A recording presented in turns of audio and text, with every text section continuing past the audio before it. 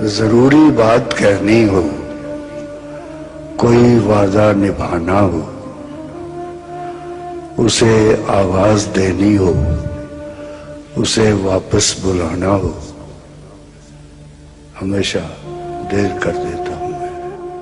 منیر نیازی 19 April 1928 عیسوی کو ہوشیار پور کے قصبے خانپور کے ایک پشتون گھرانے میں پیدا ہوئے۔ ان کے والد محمد فتح خان ایک سرکاری ملازم تھے، لیکن خاندان کے باقی لوگ فوج یا ٹرانسپورٹ کے شعبے سے وابستہ تھے۔ منیر 1 سال کے تھے جب ان کے والد کا انتقال ہو گیا۔ ان کی پرورش ان کی ماں اور چچاؤں نے کی۔ منیر نیازی تقسیم ہند کے بعد بھارت چھوڑ کر پاکستان آ گئے اور یہیں پر اپنی شاعری کے سفر کا آغاز کیا۔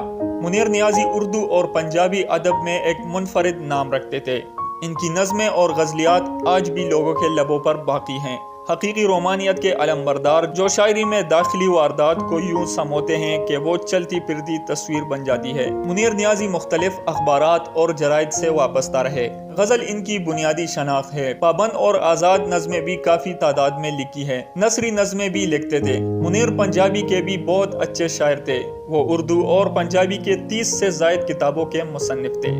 منیر نیازی کے عہد کے اکثر شعراء نظریات سے وابستہ شعراء ہیں، لیکن منیر نیازی ایک ایسے شاعر ہیں جو کسی تحریک، گروہ یا نظریے سے وابستہ نہیں۔ وہ صرف اور صرف شاعر ہیں، اس کے سوا کچھ نہیں۔ چاند، ستارے، فلک، صحرا اور سورج جیسے الفاظ ان کی شاعری کو نئی معنویت عطا کرنے کے ساتھ ساتھ ان کی سوچ کی وسعت کے آئینہ دار بھی ہیں۔ کہ رنگی دروازے، دشمنوں کے درمیان شام، ایک لمحہ تیز سفر کا، ماہ منیر، پہلی بات ہی آخری بات تھی اور سیاہ شب کا سمندر ان کی قابل ذکر کتابیں ہیں۔